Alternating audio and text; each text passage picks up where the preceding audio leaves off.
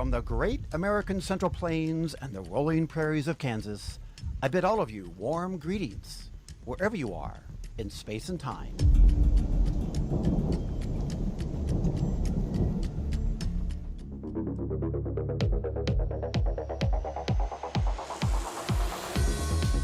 Well, welcome, my friends, to another episode of Midnight on the Prairie, and thank you so much for tuning in.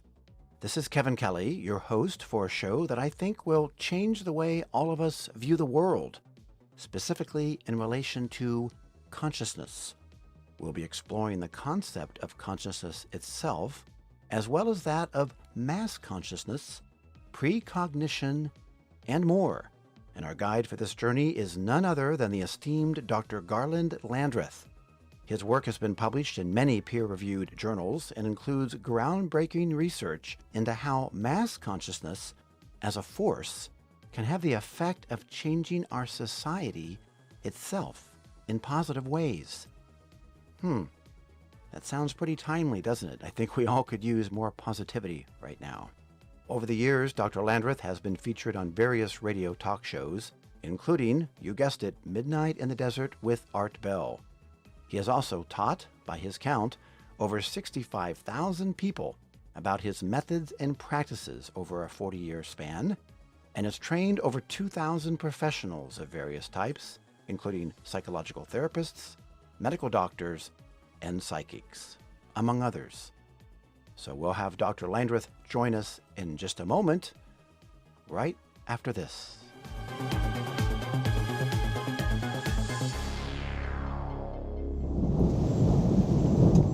So, my friends, did you know there is special bonus Midnight on the Prairie content available to you, including video interviews of guests from this audio podcast, as well as videos and films of my travels throughout the United States, all created with an eye toward the unusual and intriguing. Yes, indeed, it is true.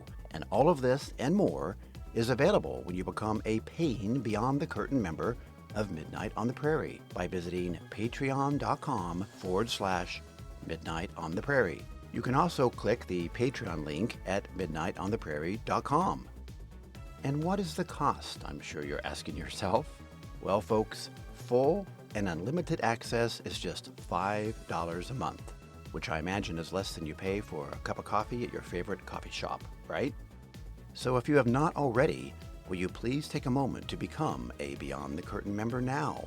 In addition to accessing the bonus content, you will also be helping me realize my goal of simply continuing Midnight on the Prairie into a second season and beyond. And again, to become a Beyond the Curtain member, please visit patreon.com/Midnight on the Prairie, or simply visit midnightontheprairie.com and click on the Beyond the Curtain portal.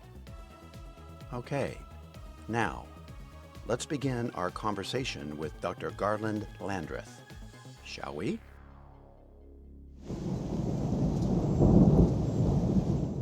Well, welcome to the show, Dr. Landrith, and thank you so much for agreeing to appear on Midnight on the Prairie. I'm excited to be here. Great. I'm so excited about this because you kind of trying to replicate Art Bell, like anybody can really try to replicate him. Exactly. But I love the concept. I love the idea, and I think you're on the mark, so to speak, to quote him when he was talking about me. That's true. Well, I don't have his voice. Nobody does. But what I am trying to do at least is the spirit of it in terms of the same similar topics and really promoting that contemplative, take your time, this is not rushed approach to digging deep and really going into these issues at a higher level. That's kind of what I'm trying to do. So I love it. Great. So yeah, I mean, I was interviewed by him one time, and it was quite amazing. Actually, one of my favorite quotes came from him. What was that? That was he was talking about this idea of mass consciousness, which is one of his favorite topics. Yes. And since I did some research that related back to it, and he loved it, and he said he had this one quote that this is like masterful Art Bell. He said, "This should be front page news." Yes. Every newspaper in the world, this should be front page news. Why isn't it? Yep. I remember that well, and believe me, I'm going to be touching on that concept itself. In fact, later on as we go into this, because I remember him saying that exactly. And So that was in 2004 when you were on with Art Bell. An amazing show, Dr. Landrith. I got to tell you, it's something that I've continued to ponder all of these years. And I mean that because it was so out of left field at that time for me. It was like the first time I'd been exposed to a lot of the things that you all talked about. And so to be able to visit with you now on the 20th anniversary of that show, right? 20 years later. Right. It is a 20th anniversary. Wow. Oh, what an honor. So yeah. thank you. Well, it's a lot of stuff has happened since then. Well, exactly. And that's one of the things I hope we can do is kind of do some updates about some of the things that were talked about then. And in fact, I'm going to start actually by looking back at that show. And I have a question for you. And specifically, the question is, do you remember the first question that you were asked by Art Bell? No, okay. I don't. Well, I do. And I'm going to ask you it again. And the funny thing is, it's definitely unusual, but you'll remember it, I bet you, when I ask you. At the time, you said, I'm going to have some time to ponder that. Well, you've had 20 years now, so we'll try again, okay? Maybe I come up with an answer. Right. Okay, here it is. Who was God before God? Do you remember that? That's a great question. That is a great, Yeah. You know what? He's the only one who ever asked me that. He's the only one who ever asked me that. I bet. No, I'm serious. Well, I've been with George Norrie. I've been with a bunch of people. Okay. So. Well, it was a young boy that had called in. And I don't know if you were able to hear kind of the lead-in of the show before you were introduced, but it was a young kid who asked Art that question. And Art, of course, didn't know what to say. And so he kind of... What a young boy is like now after 20 years. Well, wow. That'd be fun to track him down. But I think you should. That's true. I think he was like he sounded maybe 10 or 12. So now he's like 30 something probably or whatever. I don't know. But I don't think that has an answer is the problem. And that's kind of what Art said. He said, I don't think anybody can answer that question. Well, I can throw us some stuff out with quantum physics that might be related to it. Okay. And I wasn't even seriously asking you, but if you have a thought. Yeah. Well, the thing about it is we know that consciousness collapses energy waves and creates particles. Well, I'm gonna stop you just for a second because I thought it would be important maybe that we start kind of at square one with like what are we talking about when we talk about consciousness, right? Yeah. What is it? And so when I did, I kind of thought, well, what does it say online, like in the Merriam-Webster dictionary, for instance, of what consciousness? There you go. Yeah. And I'm going to read to you the first two entries for that word, consciousness, because they kind of apply most directly to what we're getting at. I'm going to read those, and I'd love to get your thoughts and whether they reflect kind of your understanding of what you would think consciousness is, okay? So the first definition was the quality or state of being aware, especially of something within oneself. And the second was the state of fact of being conscious of an external object, state, or fact. What do you think? I think that's one part of consciousness. Okay. I think that's the consciousness of something. Mm-hmm. Even inside oneself, it's of something. Mm-hmm. But if you want to look at it from quantum physics, yeah, and we want to look at it from the Vedic tradition, which is from India and very similar to China, the most important part of it is there's another state of consciousness where there's no object of perception. It's called pure consciousness. Oh. In other words, it's beyond time and space. Right. But it's still conscious. Interesting. But it's kind of it's like Deepak talks about it. There's like a gap between two thoughts. So there's that other element, which is the element of the quantum.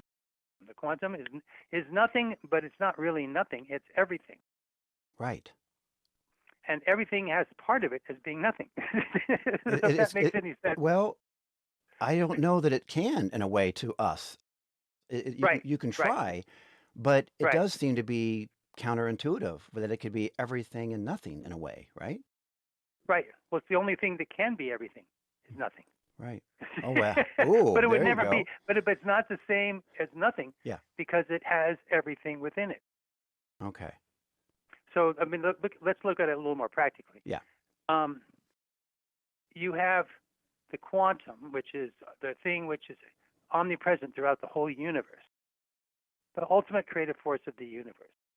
Right. But it needs a little spark in order for it to create. And that spark is consciousness. Really? So in order to create, you have to have consciousness, because consciousness collapses energy waves into particles. See, when it's all there sitting in the, so there's really nothing. Nothing doesn't exist. It's really energy potential that exists. It's waiting to have consciousness hit it so that it can spark, and the spark collapses the energy waves into particles, and that's where we come in. We're part of the particles. Right. Without consciousness, you can't have people. You can't have stars. You can't have anything. I've heard that idea that you have to have the observer, for instance, right? The consciousness for there to be something, almost like if a tree falls in the forest, doesn't make a sound. If there's no humans with a consciousness, or let's say any entities out here alive, biological, whatever, is there a universe? I don't. Right. Well, it's an interesting concept. There's a tree, if it falls in the forest and no one hears it, does it really fall? Right. Yeah. That's the big question. It really is. And so here's the deal. If there's a universal consciousness, that is, who is the universal consciousness that's collapsing energy waves into particles? It has to be some kind of consciousness which is collapsing energy waves into particles so we can exist. Otherwise, you wouldn't have stars, you wouldn't have planets, you wouldn't have people. Right. So in other words, it's a round. That's what quantum physics has done. In a roundabout way, it's proven the existence of God. Right. God being like a creator force of some type. Right. Yeah. There has to be a force which is collapsing energy waves into particles. There's all these energy waves, but they kind of cancel each other. It's like a sound wave. If you have the right frequency, they will cancel each other out. One will be a different frequency. One goes up and one goes down.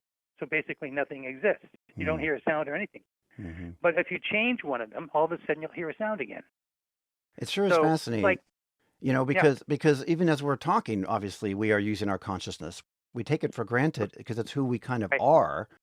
But it's something that we can use all kinds of words to describe it. But in a way, we really, I feel like, kind of can't ever really understand it because it's what we're doing. It just happens.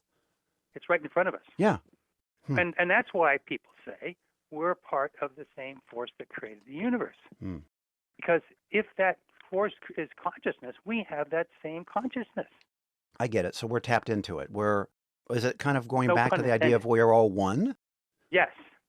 We're connected with it, right? You can call it cosmic consciousness.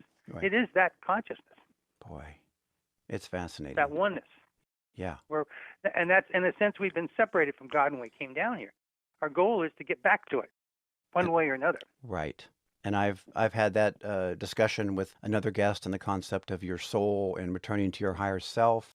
So there are certain themes that seem to run through a lot of these things that are beyond the typical stuff that we think about and try to explore in a given day. Right. There's certain kind of fundamental things that seem to be connected, I'm starting to see. Well, your question was brilliant because it leads us into the idea of mass consciousness. Well, thank you. And you know what?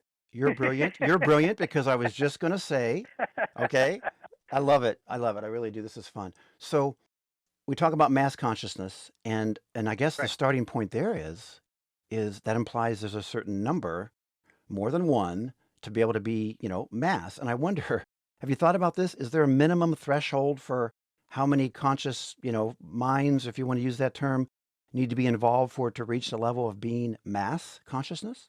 Well, we had an excellent example of this recently. The most mind-blowing thing that's ever happened to us as a human group, and that was COVID.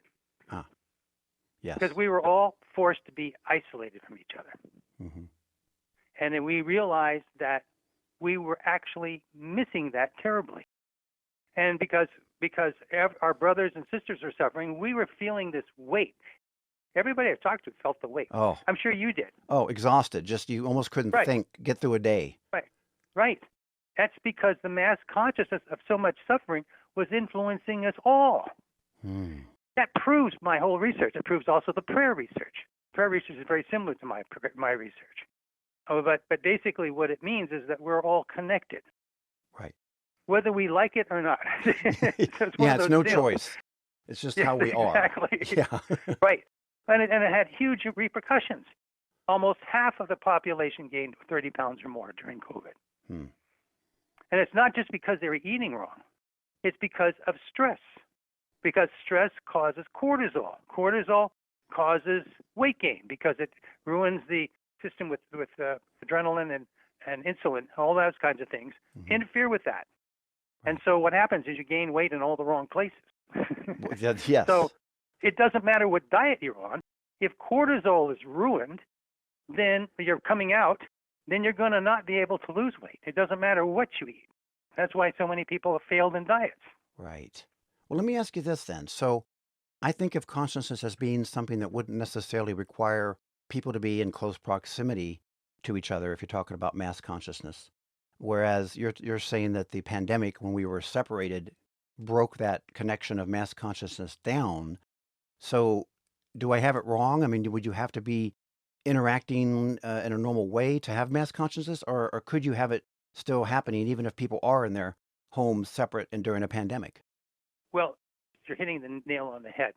There's ways you can foster mass consciousness, which is kind of like getting some of the things that I do with my techniques that I teach.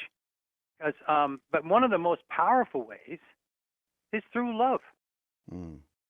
Love is far more powerful than the energy from the brain, according to science. Right. Electromagnetic waves. Basically, it's thousands of times greater with the feeling of love. Interesting. Matter of fact, if you're feeling love, you influence people's brainwaves up to 12 feet away. Wow. So that means we're connected through love by far more powerfully than our thoughts. So if you feel like, let me give you an example. Mom comes in the room with a baby. And all of a sudden, mom's tired, but she doesn't even feel she's tired because she's so fulfilled and so much love with the baby. She's been up all these nights, and she's just so happy. And it doesn't matter. And everybody in the room lights up. Everybody in the room lights up. Right. A little special doggy comes in. Bingo. The whole room lights up. Mm-hmm. Right. So that's a power of love right there. Right. Which... And mass consciousness in a way. Well, yeah, I guess maybe a special kind of consciousness, perhaps, it almost sounds like. Right. Yeah. Different in this sense than with the mass consciousness of the COVID. Because the mass consciousness of COVID, we were forced to not do the things we normally do. We were forced not to hug. We were forced not to kiss. Yep. Even little kisses and all that stuff are big deals, believe it or not. We're mammals. Mammals like to hug and snuggle and touch. Right. And if you take everything away, pretty soon they start feeling this weight. Mm-hmm. And the weight is not just them, but it's the weight of everything that's going on all around them. So in a way, the heaviness of COVID, the restrictions, the being on your own, kind of affected consciousness because we were affected and we are conscious beings, I guess is what I'm hearing. Right. Yeah. Exactly. Yeah. Good point. And, well, I believe it. I mean, when you look back at the worst part of it, you were cut off. It was the kind of thing where you're having groceries delivered. You're not even going to the grocery store and just on and on. And everything you could do. You can't see people's faces. Yeah. You can't see people lighting up when they, hey, how you doing, that kind of thing. You're not seeing any of that stuff. Right. And little kids, it's worse. Mm-hmm. Little kids, it's 10 times worse because they don't have the background in their brains yet. Their brains are not fully formed. Right. So they don't know what the other people are thinking when they have the mask on. They have mirror neurons in the brain. And the mirror neurons you need to see people so you can model after it. Right. And you can affect. You can see their affect, their moods, their feelings through their facial structures. Right. Without that, kids are lost and they're subject to their own insecurities because they're terribly insecure. They're just a kid. Yeah. We rely upon what we knew it was before that, but if you never had it before that, when you really were old enough to understand it, you miss out. You don't get that. Yeah. Right. Exactly. Okay. So here's the thing. Back to the mass consciousness concept. When you talk about that being used to affect things or have an impact, and this is something you and Art talked about obviously quite a bit, you went through the process of explaining that it involves, for instance, if you're trying to affect something, meditation by individuals is a way to do it. But what I found interesting is that it was counterintuitive because they wouldn't necessarily meditate on the thing you're trying to affect. They were just meditating. Well, that's what we did. Okay. You have many other people who attempt to do mass consciousness by trying to focus on things. Right. Because what we did was something entirely different. Well, explain that, please. Right. Because what we did, we used, well, first of all, it was a bunch of transcendental meditators. Mm-hmm. Transcendental meditation uses a mantra meditation, but the most important thing about it is that we don't think about anything specifically. Most people who organize with intent, organize things have intentions, okay? Yeah. Okay? They want something, okay? Right. Which I guess I kind of jumped ahead. I don't mean to interrupt, but exactly, because the normal idea is that, like Art did, you use mass consciousness to make something happen. And so he had his listeners think about certain things as a group, as a large group, and then see if it would work. And of course, an example was he had them think about rain coming to an area where there was a drought, and he would talk about how it didn't take long for it to work, right? And so that's kind of the, for lack of a better word, maybe the standard thinking. I would think, well, that makes sense. Everybody focus on one thing to make that thing happen. But what you're kind of going into now is a different approach, I guess is what we should say, right? Yeah. Okay. Right. Go ahead. Right. But this is important too. Mm-hmm. I mean, Art probably had more success than almost anybody else. Yeah, I bet. Because a lot of other people have tried to get this done and it has not had really good success. Mm-hmm. Now, so what they're doing now, they're using the machines from Princeton. Right. Which we haven't talked about yet, but those are, I'm sure they'll come up in this conversation. Mm-hmm. Yeah, but basically, this idea of intentions versus non-intentions is huge. It's really cutting edge. A lot of people don't get it.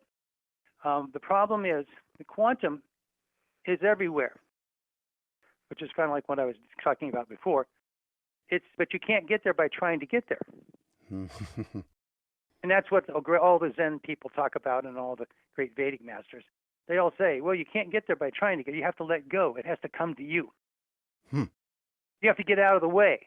Right. And then you get into it. So there's an element of surrender there. So in order to get there, you got to surrender. So instead of an arts, like you say, was very effective. That's a way to do it. But you're saying that it's also been shown that having people meditate just in general will still also have the effect of impacting a specific thing. Right. It's the same with the prayer research. Mm-hmm. I'll give you another example. There's two kinds of prayer. And there's one kind of prayer where you want something, you ask for it. Mm-hmm. Another kind of prayer where you turn it over to God, you surrender it to God. Mm-hmm. And the two types of prayer are entirely different. And I don't think anybody's ever figured out what kind of prayer they use with the prayer studies. Because nobody ever differentiated that way. Oh. The ones I read, anyway. I read a bunch of prayer studies. So it's kind of an interesting, intriguing question. Right. And I can make a really strong case. If you want to do it, you want to let go. Get out of the way. Get out of the way, right? Well, okay, because it does seem so counterintuitive. So let's say... Right. And I want you to go back into some of the things some of the research that's been done to affect certain things through mass consciousness. For instance, you mentioned back on Art's show, crime statistics and the like. If you could just tell everybody kind of what that research was, first of all, kind of how it worked and what the outcomes were. And then are there any updates to that approach since it's been 20 years? Oh, yeah. So go ahead and explain that to us, if you would. Sure. Well, first of all, when we did the original research, we were looking at transcendental meditation, which is very important because transcendental meditation, we were not focused on any of that. What we did is we looked as a retroactive study. We looked at people that started meditation, and we followed the cities that did. Lots of people started meditation versus cities that didn't. We had them all matched for all these categories, and then we looked at it to see what happened. And we found the ones that, as soon as they started meditation, there was a huge shift in the collective consciousness, meaning in the outside world, things happened differently, like crime rates went down, auto accidents went down, and even suicides went down. It's even more mind-blowing. Yeah. And so we looked at everything you could look at. Every parameter worked. But again, the people that were doing this didn't know they were influencing all this stuff. Right. There was no intention involved. They weren't told to focus on make crime rates go down, right? Right. So, exactly. And if that's the case, and then you still have these outcomes happening, it seems to me as a layperson to mean that meditation helps good things happen. In other words, those are all things we want to have happen: less crime, less suicide, right? So beautiful. Is it kind of sending out a wave of positivity that just makes things better, kind of? I think that's what you hit the nail on the head. You know, it's really funny. There was one section in the Bible where Jesus says, "When 2 or 3 are gathered together in my name, you're going to get all these amazing results in prayer." He didn't say 1. Right. He said 2 or 3. Which kind of gets at what I'd kind of insinuated before is where do you get to the point where it's mass consciousness and maybe it could be simply having more than one. Yes. That's the thing. When I do stuff in front of groups, I bring people from the audience and actually heal them. But I know it's not just me. I mean, I'm a conduit, but it's not me. It's also the mass conscious of everybody in the room. Right. They have power way beyond me. All I do is just channel everybody. Just got to get us all together and have the same focus. Now, there's another way to look at it, the law of attraction. Now, the law of attraction states, if you want something, what are you attracting? This is a tough one. Yeah. According to what your theory is, what most people's theory is, you have to want something in order to get it. Right. But if you think about it, if you're coming from a place of want, what are you coming from a place of? You're coming from a place of lack. Oh. So the law of attraction means you are attracting lack. Oh my. You're actually shooting yourself in the foot, so to say. Yes. Exactly.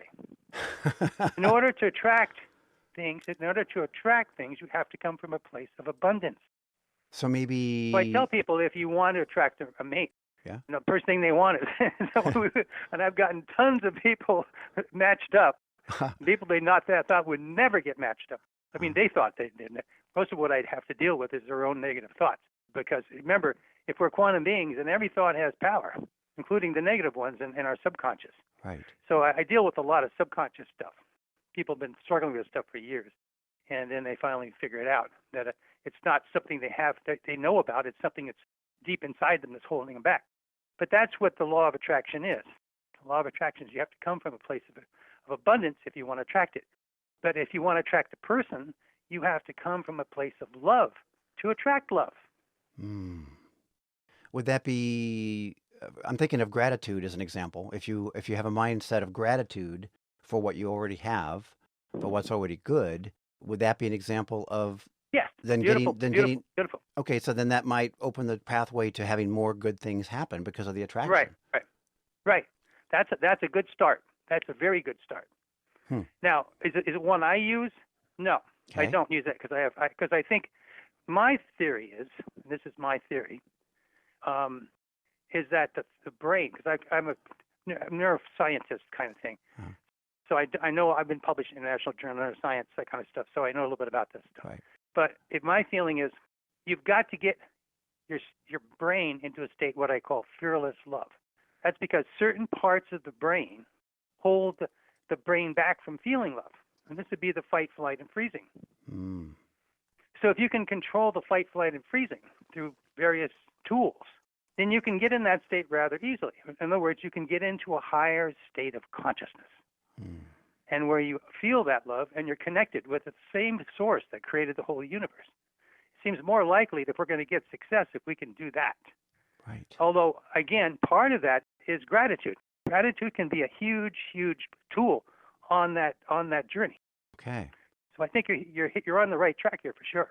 You say you use different methods. If you don't mind, kind of maybe telling us a little bit about what you're talking about that you would try to help, how you would try to help people in a situation maybe like that, where they're wanting to have a mate, a soul, somebody with them, and they haven't succeeded. Right.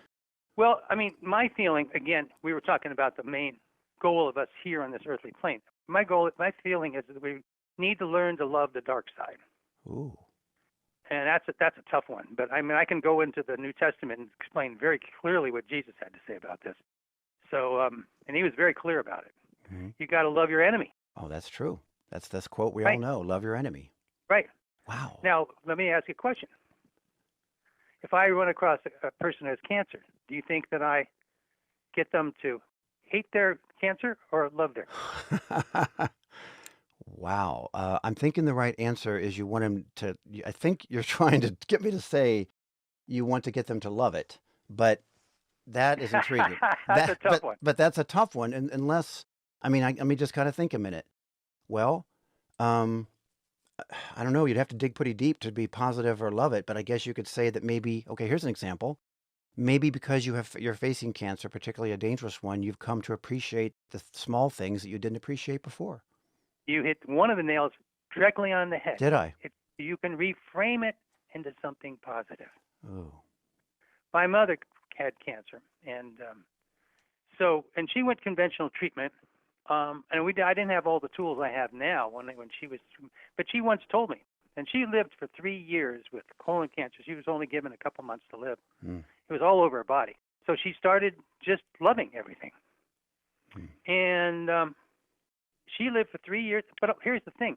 She did everything on her bucket list. Nobody even knew she was sick. Oh. I take her into the hospital, and everybody there was basket cases.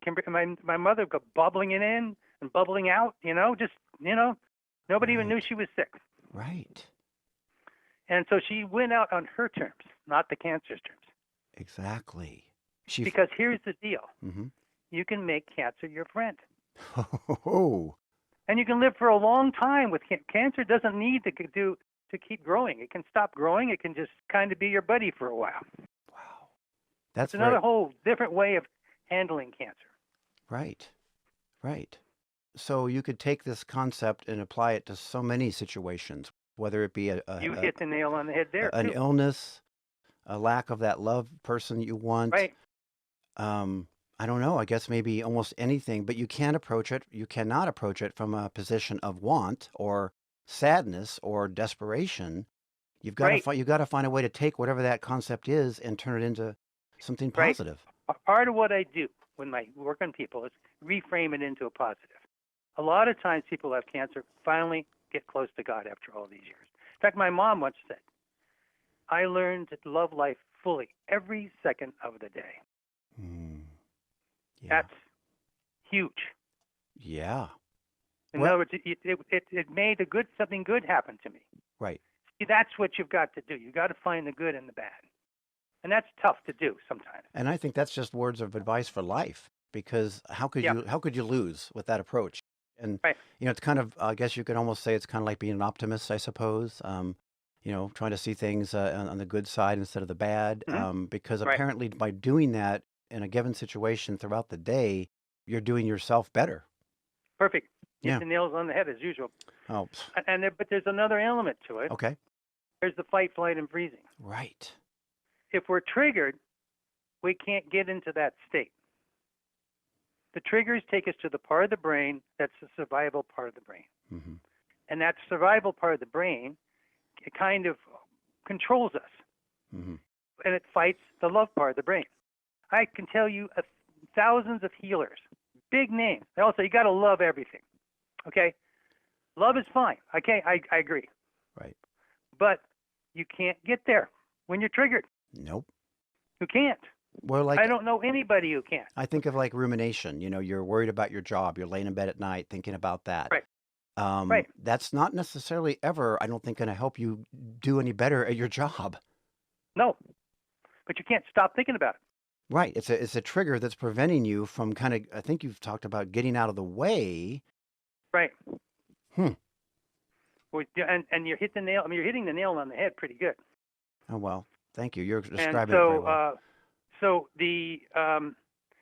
But it's more than that. You've got to get rid of those triggers.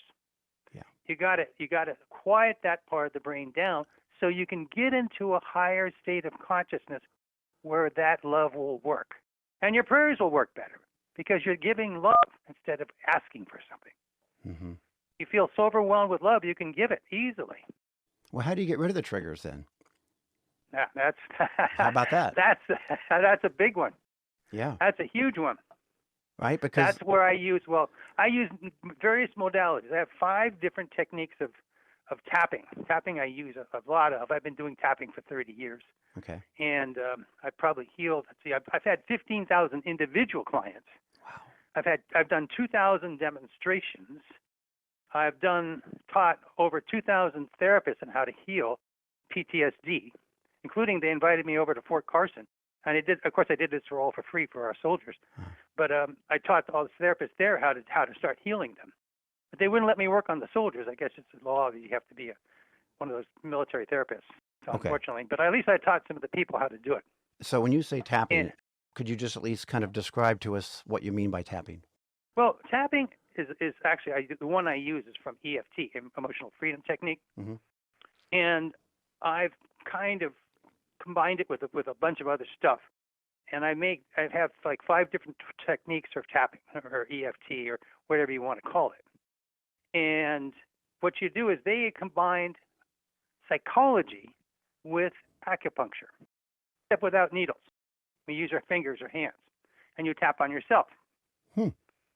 Then what this does, it gives you a tool that you can use to not only tone down the fight, flight, and freezing part of the brain, so you can have available to you the ability to have fearless love.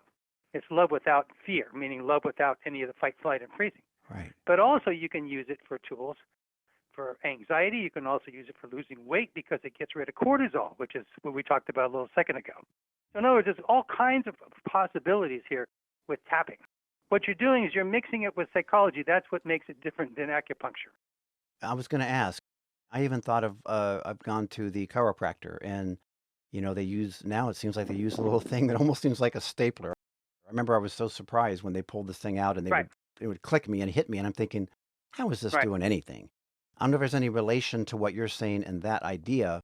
It certainly didn't include a psychological aspect like you're about to say, but that's what came to mind when you talked about tapping actually having something happen. Right. Well, and what it does, and I've taught hundreds of acupuncturists tapping. Okay. But they don't usually come in to learn about tapping. They come in to learn about the psychology I use to heal. Okay. Because that's the other part of this equation. You have to know the right words. Ooh.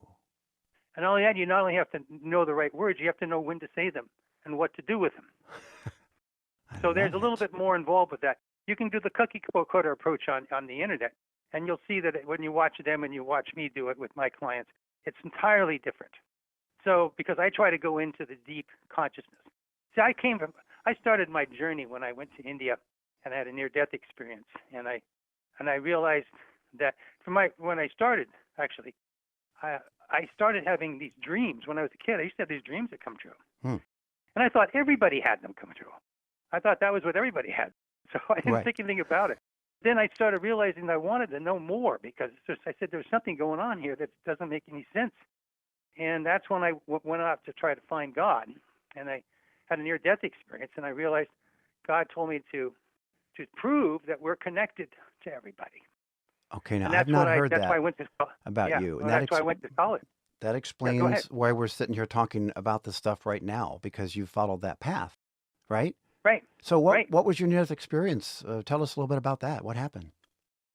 We were in India, and there was camp. We couldn't fit all in this hotel or several hotels, so we were camped out actually at a camping ground. Mm-hmm. And there were thousands of us. I mean, we were all trying to meditate, and that's when we started, doing the group meditations. Huge amounts of people at one time. And but anyway, I got sick and I couldn't move. I saw this water bottle next to my bed, and I could not make it. I couldn't reach that far. I was totally gone. And then I fell asleep, then I fell asleep, and I couldn't get any water, and I didn't know what was going to happen to me.